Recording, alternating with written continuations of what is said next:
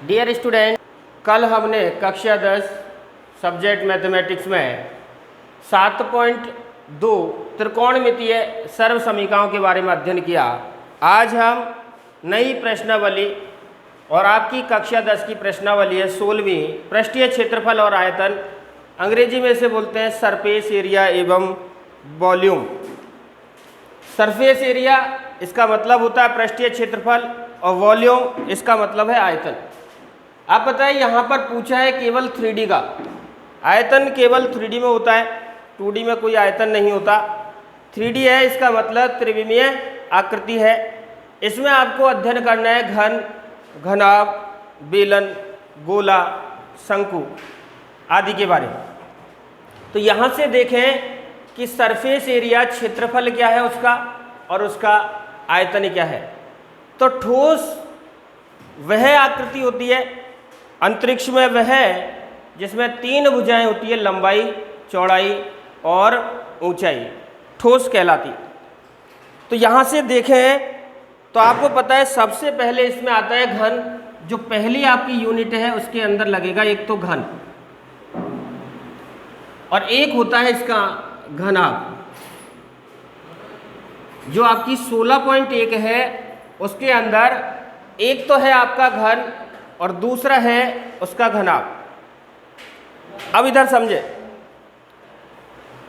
घन के अंदर आकृति किसकी होती है और घनाभ के अंदर आकृति किसकी होती है, यह आपको देखना है। तो यहां देखें, जैसे ये कोई आकृति,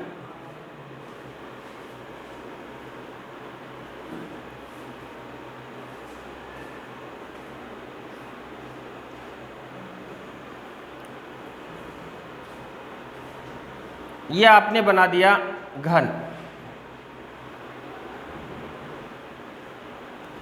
और यहां आपने ले लिया इसका घनाभ।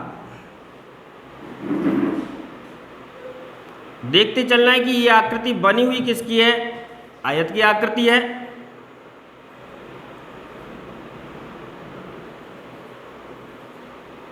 ये भी आयत है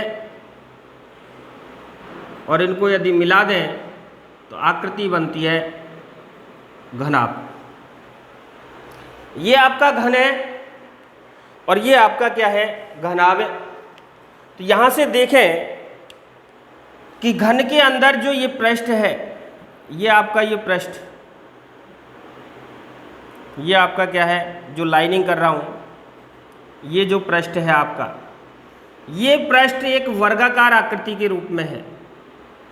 ये पृष्ठ आपका किसके रूप में है, वर्गाकार आकृति के रूप। जबकि घनाभ के अंदर का जो पृष्ठ है ये वाला, इसके अंदर आकृति आपको नजर आ रही है किसकी है, आयत की। तो यहां से एक बात तो तय है बच्चों कि घन है उसके अंदर आकृति वर्ग की बनी होती है, जबकि घनाभ के अंदर आकृति आयत की बनी होती है। तो पहली कंडीशन इसकी क्या है कि घन के अंदर वनी आकृति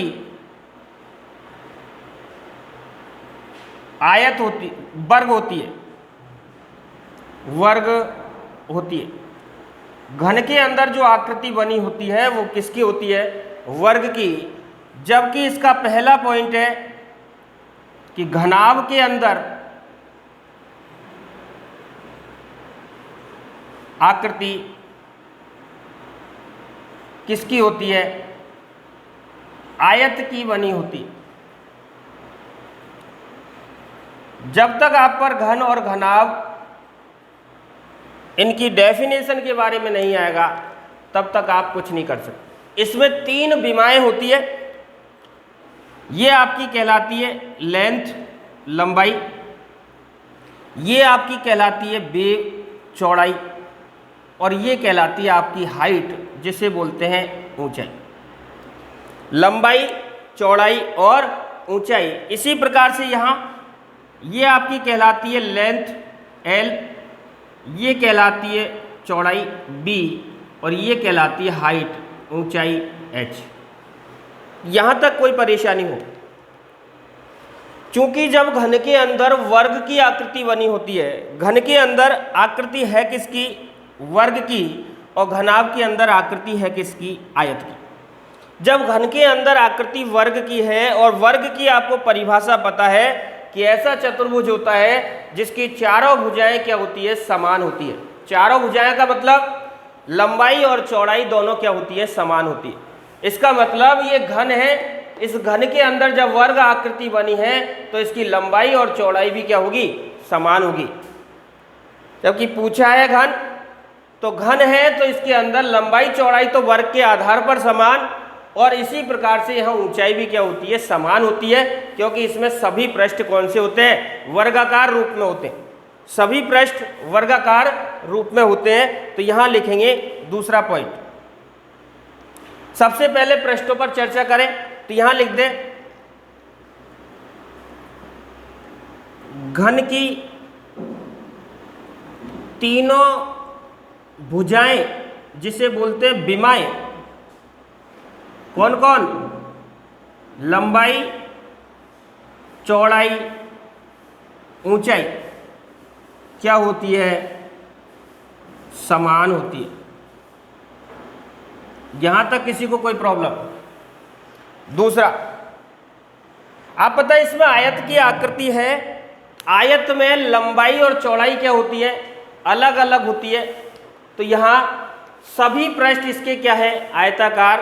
तो इसमें लंबाई, चौड़ाई और ऊंचाई सभी अलग अलग होगी, या फिर कोई दो विमाएं समान होगी और तीसरी विमा असमान होगी, तो वो आकृति कहलाती है फिर घनाभ की। तो यहाँ लिखें घनाभ में तीनों विमाएं, इसको लिख देते हैं लंबाई, चौड़ाई, ऊंचाई,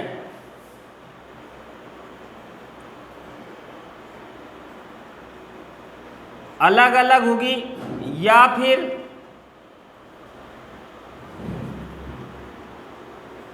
कोई दो विमाएं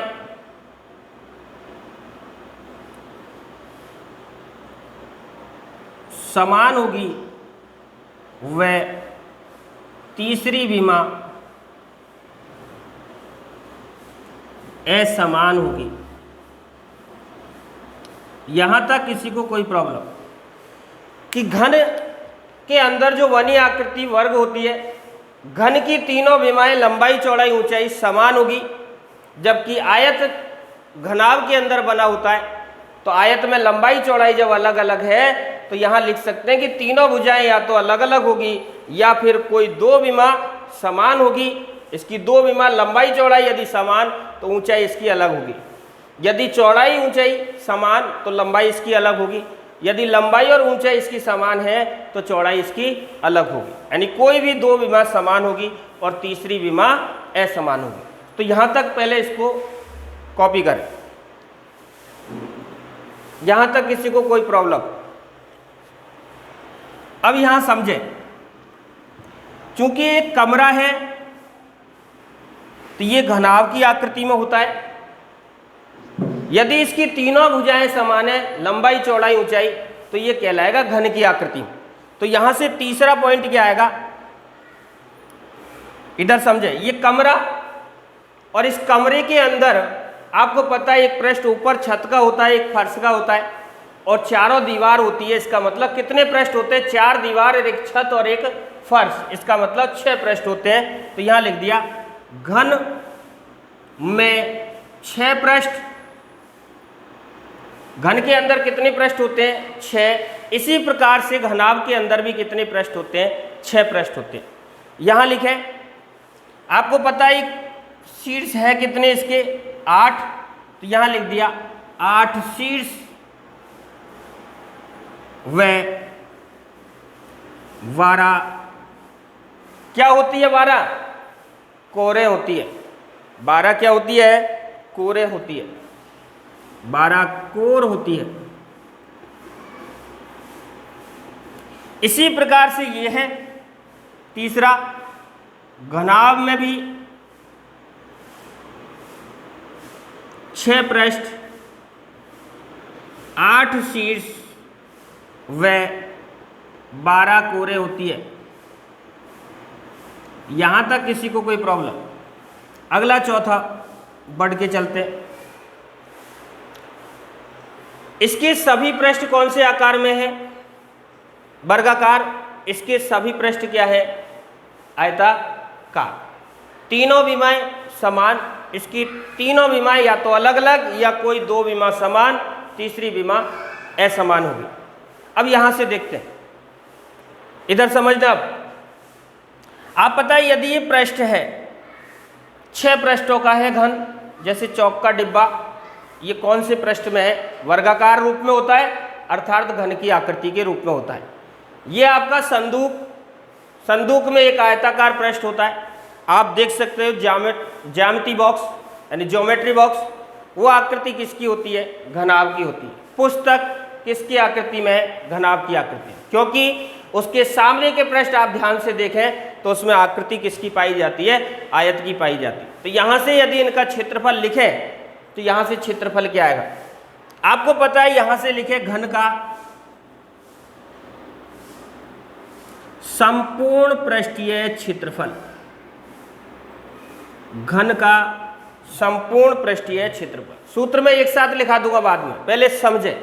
आप पता है इसमें 6 पृष्ठ है और 6 वर्गाकार है। इसका मतलब इसका क्या है? 6 गुणा वर्ग का क्षेत्रफल। 6 पृष्ठ होते हैं, 6 पृष्ठ कौन से आकार में है? वर्ग के रूप में है। इसका मतलब वर्ग का क्षेत्रफल, क्योंकि क्षेत्रफल चला तो यहां से संपूर्ण पृष्ठीय क्षेत्रफल क्या आया? संपूर्ण पृष्ठीय क्षेत्रफल बराबर हो गया 6 गुणा, और इसका मतलब होता है वर्ग का क्षेत्रफल भुजा स्क्वायर। तो ये सूत्र निकल कर आ गया यहां से कि घन का संपूर्ण पृष्ठीय क्षेत्रफल होता है 6 गुणा भुजा स्क्वायर। आप पता है इसमें आयत कितने हैं? 6। आयत का क्षेत्रफल होता है लंबाई इंटू चौड़ाई। ये आयत इसके सामने वाला समान आकृति का होगा, ऊपर वाला ये है तो इसके सामने वाला समान, ये सामने फ्रंट का तो इसके पीछे वाला पृष्ठ कैसे होगा? समान। इसका मतलब इसमें दो आयत क्या होते हैं? समान होते हैं। तो इसका क्षेत्रफल क्या आएगा? तीसरा हो गया। चौथा, घनाभ का संपूर्ण पृष्ठीय क्षेत्रफल बराबर होगा, दो आयत होते हैं, 2 कॉमन ले लिया, बचे 3। तो पहला हो गया लंबाई इंटू चौड़ाई, चौड़ाई इंटू ऊंचाई और ऊंचाई इंटू लंबाई, 2LB plus BH plus HL। तो यहां लिख सकते हैं जहां L बराबर कहलाती है लंबाई, B बराबर कहलाती है चौड़ाई और H बराबर कहलाती है आपकी ऊंचाई। यहां तक कोई प्रॉब्लम? चूंकि आपसे पूछ सकता है इसका पार्श्व पृष्ठीय क्षेत्रफल घन का और घनाभ का पार्श्व पृष्ठीय क्षेत्रफल, तो यहां से देखें, उतारो पहले इसको। घन का पार्श्व पृष्ठीय क्षेत्रफल, पार्श्व का मतलब होता है चारों दीवारों का क्षेत्रफल। तो आप पता है 4 दीवार होगी इसके अंदर, इसका मतलब इसमें 4 क्या होंगे? वर्ग, और इसमें 4 क्या होंगे? आयत होंगे। तो यहां से क्या आ गया? 5वां, घन का पार्श्व पृष्ठीय क्षेत्रफल बराबर सूत्र होता है 4 इंटू भुजा स्क्वायर, यानी 4 वर्ग होते हैं इसके अंदर। छठा, घन का विकर्ण सूत्र होता है √L square plus B square plus H square.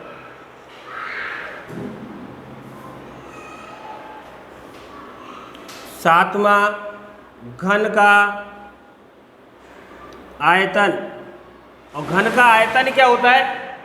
आप पता है घनाभ को होता है तीनों का गुणा लंबाई इंटू चौड़ाई इंटू ऊंचाई। इसमें तीनों भुजाएं जब समान है तो इसका सूत्र होता है √3 इंटू भुजा, √3 इंटू भुजा, या कह सकते हैं भुजा √3। यहां से इधर समझे। अगला है इसका 5वां, घनाभ का पार्श्व पृष्ठीय क्षेत्रफल, इसका होता है 2 गुणा ऊंचाई लंबाई प्लस चौड़ाई, या कह सकते हैं छठा जो ये सूत्र है ये कमरे की चारों दीवारों का क्षेत्रफल भी होता है। कमरे की चारों दीवारों का क्षेत्रफल बराबर होता है 2HL प्लस बी, 2 गुणा ऊंचाई लंबाई प्लस चौड़ाई। अगला आपका घनाभ का विकर्ण। घनाभ का विकर्ण सूत्र है अंडर रूट, तीनों भुजाएं समान L square plus B square plus H square. तीनों भुजाएं अलग अलग होती है तो सूत्र होता है under root L square plus B square plus H square. यदि यह तीनों भुजा समान तो अंडर रूट 3 किस प्रकार से आया, यहाँ पर L रखा, यहाँ L, यहाँ L, 3L हो गए, 3L स्क्वायर। तो L स्क्वायर से तो L बाहर आएगा, अंडर रूट में रहेगा 3 और L स्क्वायर को बोल दिया भुजा, अंडर रूट 3 इंटू भुजा। अगला लास्ट इसका घनाभ का आयतन। घनाभ का आयतन और घनाभ के आयतन का सूत्र होता है L गुणा बी गुणा एच, एल बी एच गुणा में L into B into H. अब इधर ध्यान से समझे, इसमें एक बात है कि आपको पता है यदि घनाभ में ये 6 पृष्ठ है, घनाभ में 6 पृष्ठ, घन में भी 6 पृष्ठ, यदि आपसे कह दिया कि घन का एक पृष्ठ खुला हुआ है, इसका मतलब इसमें एक पृष्ठ है ही नहीं, इसका मतलब इसमें छत नहीं है, तो इसमें क्या निकालना है, क्षेत्रफल निकालना है। तो क्या करेंगे, या तो आप इस प्रकार से कर सकते हैं, इसको 5 पृष्ठ है तो इस प्रकार से कर सकते हैं कि कमरे की चारों दीवारों का क्षेत्रफल निकालें, प्लस 4 दीवार आ गई, बच गया एक पृष्ठ, प्लस में कर दें नीचे का फर्श जो होता है वर्गाकार, प्लस में कर दें वर्ग का क्षेत्रफल यानी आधार का क्षेत्रफल। इसी प्रकार यहाँ यदि ये 5 पृष्ठों से है, ऊपर का पृष्ठ खुला हुआ है, इसका मतलब कमरे की चारों दीवारों का क्षेत्रफल प्लस इसके आधार का क्षेत्रफल। तो अगला जो सूत्र बनेगा इसका वो बनेगा 8वां, घन के आधार का क्षेत्रफल। घन के आधार का क्षेत्रफल, और घन का आधार होता है वर्गाकार और ये होता है भुजा स्क्वायर। वर्ग का क्षेत्रफल होता है भुजा स्क्वायर, और इसमें बनेगा आपका 9वां, घनाभ के आधार का क्षेत्रफल। और घनाभ है और जिसका आधार आपको पता है, घनाभ के अंदर आयत आकृति है तो आयत का क्षेत्रफल होगा लंबाई इंटू चौड़ाई। यहां तक किसी को कोई प्रॉब्लम, क्योंकि आपसे पृष्ठ कह के चलेगा इसके 5 पृष्ठ है, ऊपर का ढक्कन नहीं है या ऊपर की छत खुली हुई है, तो इस प्रकार देखना है कि इसमें पृष्ठों की संख्या है कितनी। तो यहां से अगला चलते हैं, इसके बाद लेते हैं बेलन। तो अगला है बेलन। इधर समझे, बेलन में आपका है बेलन, अंग्रेजी में बोलते हैं सिलेंडर। अब इधर समझे, बेलन आपकी यह आकृति है, ये मत सोचना कि ये रोटी बेलने वाला बेलन है। ये बेलन ड्रम बेलनाकार, इधर समझे, इधर समझे। अब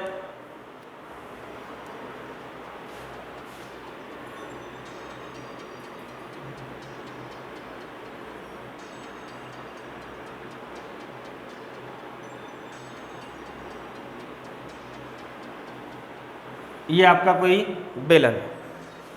ध्यान रखना, बेलन में दोनों जो ये व्रत हैं, ये दोनों व्रत समान त्रिज्या के होते हैं।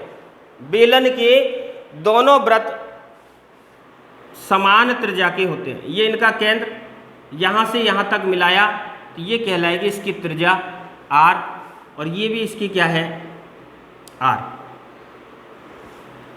ये आपको समतल करने वाला पृष्ठ, ये आपका क्या है, समतल करने वाला पृष्ठ। इधर समझना, आप पता है यदि ये समतल करने वाला पृष्ठ है, इसको दे दिया आपने ऊंचाई, ये क्या है, ऊंचाई।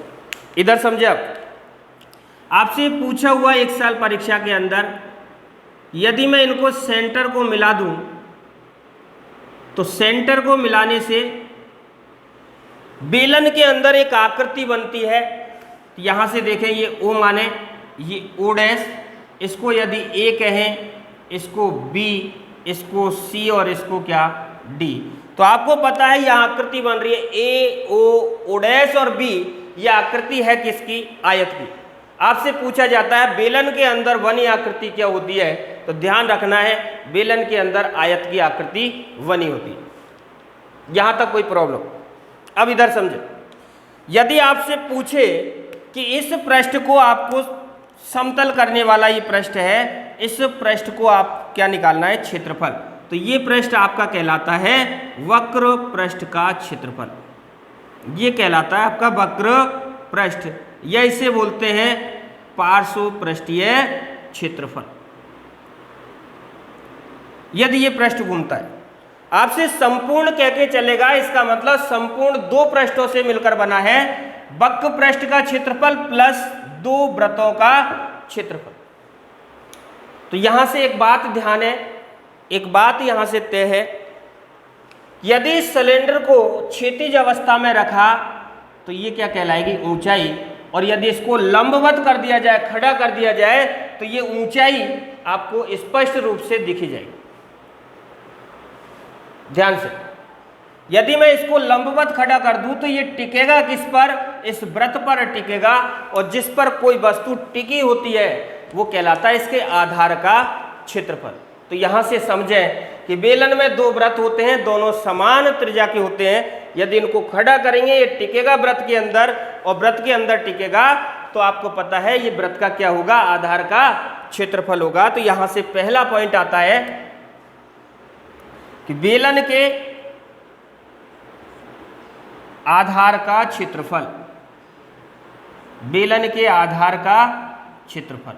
और आपको पता है बेलन के आधार का क्षेत्रफल टिका किस पर है? वृत्त पर, और वृत्त का क्षेत्रफल होता है पाई आर स्क्वायर। दूसरी शर्त, आप पता है यहां से ये पृष्ठ निकालें, ये पृष्ठ कहलाता है वक्र पृष्ठ, और इस वक्र पृष्ठ का क्षेत्रफल होता है 2 पाई आर एच। तो यहां से क्या आया? दूसरा, बेलन के वक्र पृष्ठ का क्षेत्रफल, वक्र पृष्ठ का क्षेत्रफल, और वक्र पृष्ठ का क्षेत्रफल होता है 2 पाई आर एच, जहां आर बेलन की त्रिज्या, एच बेलन की हाइट यानी ऊंचाई कहलाती है। दूसरा, अगला तीसरा, आपको पता है बेलन का वक्र पृष्ठ हो गया, बेलन का क्या निकालेंगे? संपूर्ण पृष्ठ। बेलन का संपूर्ण पृष्ठीय क्षेत्रफल। मैं आपको एक बार सूत्र लिख देता हूं। इसका सूत्र होता है इसका 2 पाई आर कोष्टक h प्लस आर। यहां समझें कि संपूर्ण पृष्ठ आया कैसे? संपूर्ण पृष्ठ मिलकर बना है, तो यहां से लिख रहा हूं मैं संपूर्ण पृष्ठ बना किस से? वक्र पृष्ठ से प्लस दो वृत्तों के क्षेत्रफल से।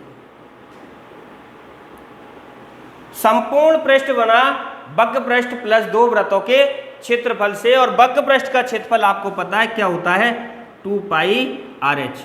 दो, और वृत्तों का क्षेत्रफल यानी दो वृत्त हैं, एक वृत्त का क्षेत्रफल का सूत्र है पाई आर स्क्वायर, तो दो वृत्तों का क्षेत्रफल होगा 2 पाई आर स्क्वायर। यहां तक कोई दिक्कत? चूंकि इन दोनों में से कॉमन ही क्या आ रहा है? 2 पाई आर।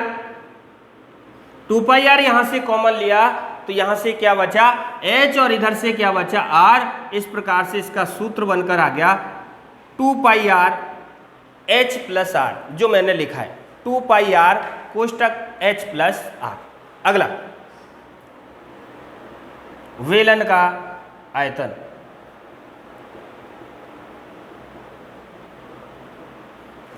बेलन का आयतन होता है इस वृत्त और ऊंचाई दोनों का गुणा, वृत्त का क्षेत्रफल पाई आर स्क्वायर और ऊंचाई h। या फिर इससे आपको यह भी पूछ सकता है बेलन का आयतन बराबर, चूंकि ये पाई आर स्क्वायर है किसका क्षेत्रफल? पाई आर स्क्वायर होता है आधार का क्षेत्रफल। किसका आधार है ये? बेलन का आधार। तो यहां से सूत्र बना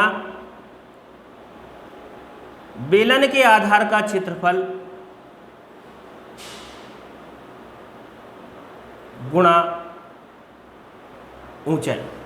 बेलन के आधार का क्षेत्रफल गुणा ऊंचाई, क्योंकि आपको परीक्षा में देगा कि बेलन के आधार का क्षेत्रफल 20 वर्ग सेंटीमीटर है, ऊंचाई 5 सेंटीमीटर है, बताइए बेलन का आयतन क्या होगा।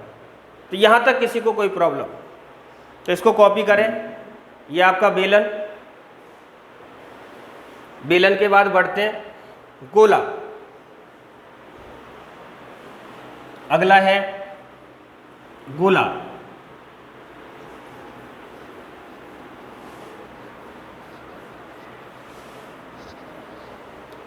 ध्यान से समझे इधर।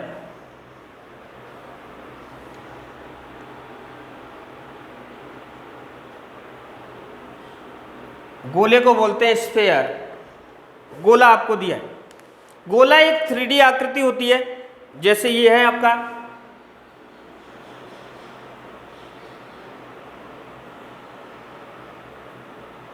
दिखने में ये वृत्त जैसा लगता है। पृथ्वी की आकृति कैसी है? गोलाकार। तो ये गोला है। यहां से यहां तक इसको देते हैं, जोड़ें, तो ये कहलाती है इसकी त्रिज्या। इधर समझें। यदि आपसे गोले का क्या पूछा जाए, संपूर्ण पृष्ठीय क्षेत्रफल या पृष्ठीय क्षेत्रफल, तो आप पता है संपूर्ण पूछे चाहे पृष्ठीय पूछे, हमेशा इसका क्षेत्रफल होता है 4πr²। तो यहां लिखे पहला गोले का पृष्ठीय क्षेत्रफल, सूत्र होता है 4πr²। r यहां कहलाती है गोले की त्रिज्या। दूसरा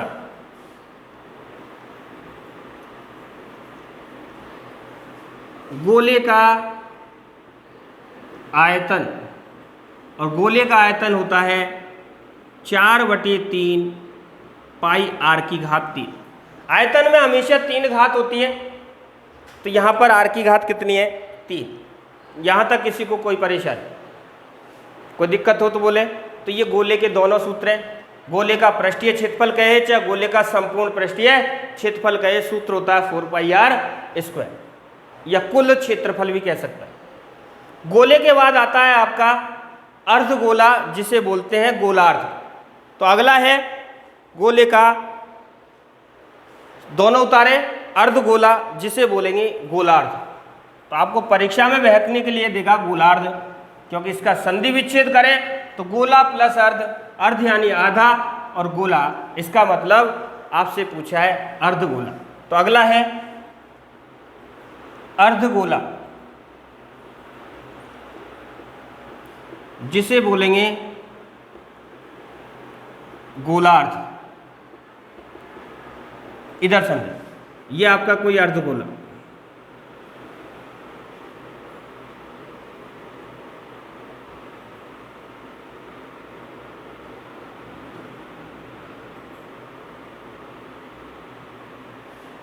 ये आपका क्या है? अर्धगोला, कटोरी की आकृति। इधर समझे, इधर ध्यान से समझना आप। ये इसका सेंटर, इसको यहां से जोड़ दिया तो ये बनाएगा त्रिज्या r, अर्धगोले की त्रिज्या। केंद्र को दे दिया O, परिधि का नाम दे दिया A, इसका नाम दे दिया B। इधर समझे। अब आपसे कह दिया यदि इस गोला है अर्धगोला, यदि इसको मैं खड़ा कर दूं तो ये टिकेगा किस पर? इस वृत्त पर टिकेगा। किस पर टिकेगा? वृत्त पर। तो पहला तो तय है कि अर्धगोले के आधार का क्षेत्रफल क्या होगा। तो यहां से लिखें अर्धगोले के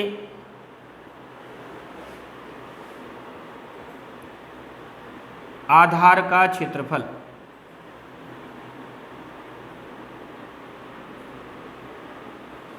क्या होगा?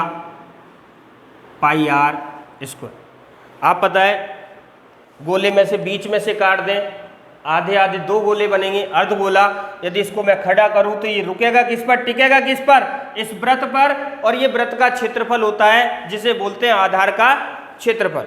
इधर समझे, यदि आपसे ये प्रश्न पूछा है, ये प्रश्न आपसे पूछा हो, ये प्रश्न, ये केवल पृष्ठीय क्षेत्रफल है, ध्यान से समझें। ये आपसे क्या पूछेगा? पृष्ठीय क्षेत्रफल। ये अंडरलाइन जो नीले पेन से हुई है, ये क्या है? इसका पृष्ठीय क्षेत्रफल।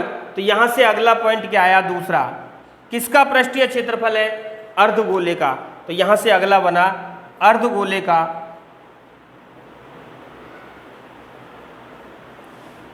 पृष्ठीय क्षेत्रफल। और अर्धगोले का जो पृष्ठीय क्षेत्रफल होता है, ये अर्धगोले का, आप पता है पूरे गोले का होता है 4 पाई आर स्क्वायर, तो इस अर्धगोले का होगा 2 पाई आर स्क्वायर। 2 का भाग दे देते हैं गोले के पृष्ठीय क्षेत्रफल में। यदि आपसे संपूर्ण पृष्ठीय क्षेत्रफल पूछे, इसका मतलब ये पृष्ठ भी है और ऊपर वाला पृष्ठ भी है। ऊपर वाला क्या है? एक वृत्त का क्षेत्रफल, और नीचे वाले क्या है? 2 पाई आर स्क्वायर, और वृत्त का क्षेत्रफल होता है, आपको पता है। इधर समझे, संपूर्ण पृष्ठ में ये वक्र पृष्ठ आएगा, यानी पृष्ठीय क्षेत्रफल, ये तो होता है 2 पाई आर स्क्वायर, ये लिखा है। ऊपर वाला और आएगा संपूर्ण में, ये वृत्त का क्षेत्रफल, और वृत्त का क्षेत्रफल होता है पाई आर स्क्वायर। तो ये 2 पाई आर स्क्वायर और 1 पाई आर स्क्वायर कितना बनेगा? 3 पाई आर स्क्वायर। तो यहां से क्या आ गया? अर्धगोले का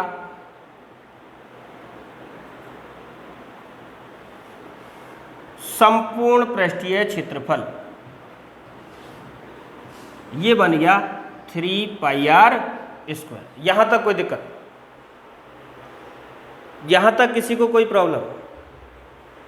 बचा है आयतन, यहां से चौथा, अर्धगोले का आयतन। अर्धगोले का आयतन, और अर्धगोले का आयतन होता है, आप पता है गोले का होता है 4/3, तो अर्धगोले में आधा करेंगे तो 4 का आधा 2, तो ये हो जाएगा 2/3 पाई आर की घात 3, जहां आर अर्धगोले की क्या है? त्रिज्या, या बोल सकते हैं गोलार्ध की त्रिज्या। कॉपी करें इसको।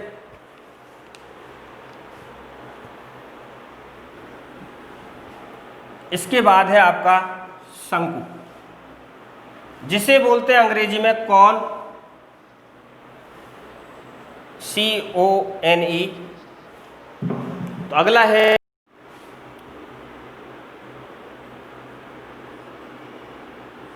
ये कोई शंकु है, तंबू की आकृति, ये शंकु की आकृति होती है। ये आपका क्या कहलाता है? केंद्र। किसका? शंकु का। अब इधर समझे, ये जोड़ दिया मैंने त्रिज्या, यहां से यहां तक, शीर्ष से यहां तक, ये लंबवत होती है, ये कहलाती है ऊंचाई h। इसको दे दिया a, इसको दे दिया b, और इसको क्या दे दिया? c। आप पता है ये त्रिज्या और ये हाइट हमेशा कितने डिग्री कोण पर होती है? 90 डिग्री के कोण पर होती है। तो यहां से आपको पता है, यदि ये 90 डिग्री है तो ये समकोण त्रिभुज, और समकोण त्रिभुज में पाइथागोरस प्रमेय लगती है। ये कहलाता है इसका तिर्यक ऊंचाई। ये आपको क्या कहलाती है? तिर्यक ऊंचाई, या इसको बोलते हैं ढालू भाग, या इसको बोलते हैं तिरछी ऊंचाई। यदि आपसे ये तिर्यक ऊंचाई वाला प्रश्न आपसे पूछा जाए, तिर्यक ऊंचाई वाला प्रश्न पूछा जाए, तो ये कहलाता है इसका वक्र पृष्ठ का क्षेत्रफल। ये क्या कहलाता है? इसका वक्र पृष्ठ का क्षेत्रफल। आपसे कहेगा कि एक तंबू है, तंबू पर क्या डाला गया है? कैनवास यानी त्रिपाल डाला गया है, त्रिपाल का क्षेत्रफल बताओ। तो आप पता है उस पर डाला हुआ है, इस पर डाला है, इस पर तो डलेगा ही नहीं, तो ये कहलाएगा उसका वक्र पृष्ठ का क्षेत्रफल। यानी आपसे पूछा है शंकु के वक्र पृष्ठ का क्षेत्रफल। तो ध्यान से करें, तो यहां से देखें कि सबसे पहले शंकु टिका हुआ किस पर है? शंकु टिका है किस पर? आधार पर। तो इसके आधार का क्षेत्रफल क्या होगा? तो पहला यहां से आया शंकु के आधार का क्षेत्रफल आप पता है शंकु टिका हुआ है वृत्त पर, तो वृत्त का क्षेत्रफल इसका आधार का क्षेत्रफल होगा, तो ये सूत्र बनेगा पाई आर स्क्वायर। दूसरा, आपको पता है शंकु की तिर्यक ऊंचाई को लिखते हैं किससे? एल से। एल कहलाती है शंकु की तिर्यक ऊंचाई। तो यहां अगला सूत्र बना रहे हैं तिर्यक ऊंचाई। तिर्यक ऊंचाई एल बराबर, आप पता है पाइथागोरस लगाए तो ये होता है कर्ण स्क्वायर बराबर, कर्ण कौन? 90 के सामने एल स्क्वायर, आधार स्क्वायर यानी आर स्क्वायर और लंब स्क्वायर यानी एच स्क्वायर। तो ये बन गया R square plus H square. L square बराबर होता है R square plus H square, और यदि मैं एल का मान यहाँ से निकालूँ तो 2 घात हटाएंगे, क्या आएगा? Under root. अंडर रूट में हो गया R square plus H square. कौन सी प्रमेय से यहाँ से आया? पाइथागोरस प्रमेय से। यहाँ तक कोई परेशानी? दूसरा, शंकु का वक्र पृष्ठीय क्षेत्रफल। वक्र पृष्ठीय क्षेत्रफल, आप पता है ये वक्र पृष्ठ है आपका, ये तिर्यक ऊंचाई, तो इसका सूत्र होता है पाई आर एल। पाई आर एल। एल कहलाती है शंकु की तिर्यक ऊंचाई, आर कहलाती है शंकु की त्रिज्या। और चौथा इसका सूत्र है शंकु का संपूर्ण पृष्ठीय क्षेत्रफल। सूत्र मैं लिख रहा हूं एक बार, पाई आर एल प्लस आर। अब समझे इसको आया कैसे? संपूर्ण पृष्ठीय किस किस से मिलकर बनाए? इधर समझे, संपूर्ण पृष्ठ एक तो मिला है वक्र पृष्ठ से, प्लस एक मिला है वृत्त के क्षेत्रफल से। आप पता है वक्र पृष्ठ का क्षेत्रफल क्या होता है? अभी लिखा है पाई आर एल, और वृत्त का क्षेत्रफल क्या होता है? पाई आर स्क्वायर। और इसमें से कॉमन ले लिया आपने पाई आर, दोनों में मिल रहा है, तो यहां से बचा एल और यहां से बचा आर, तो सूत्र बनकर तैयार हुआ pi R L plus R. Pi R L plus R. कोई प्रॉब्लम हो तो बोले। अगला लास्ट रहा है शंकु का आयतन।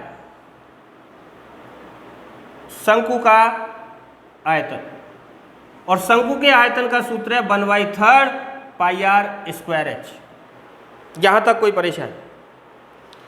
इसका एक सूत्र और बनता है शंकु का आयतन। ध्यान से करें, परीक्षा में पूछता है, हर कंपटीशन में भी पूछता है, सेकंड ग्रेड में भी पूछा हुआ प्रश्न है ये। आपको पता है यहां से कि पाई आर स्क्वायर एच होता किसका क्षेत्रफल है? ये होता है बेलन का आयतन। सॉरी, क्षेत्रफल नहीं, आयतन। बेलन का आयतन। तो क्या आ गया यहां से? 1/3 गुणा पाई आर स्क्वायर एच होता है बेलन का आयतन, तो यहां से बना बेलन का आयतन। इसका मतलब सूत्र बनकर आया कि शंकु का आयतन बेलन के आयतन का कितना होता है? 1/3 होता है। शंकु का आयतन बेलन के आयतन का 1/3 होता है। आपसे परीक्षा में कहेगा कि बेलन का आयतन आपको दे दिया 121 घन सेंटीमीटर है, या बेलन का आयतन आपको दे दिया 64 घन सेंटीमीटर है, तो बताइए शंकु का आयतन कितना होगा?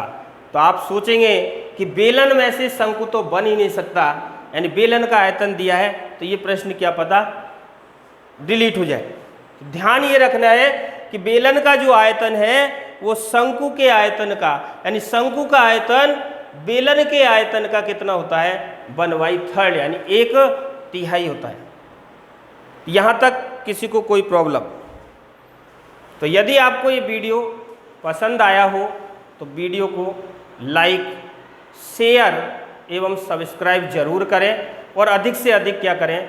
शेयर करें, जिससे आने वाली वीडियो आपको क्या मिल सके? आसानी से भी प्राप्त हो सके, और बच्चों को भी क्या पहुंच सके? लाभ पहुंच सके।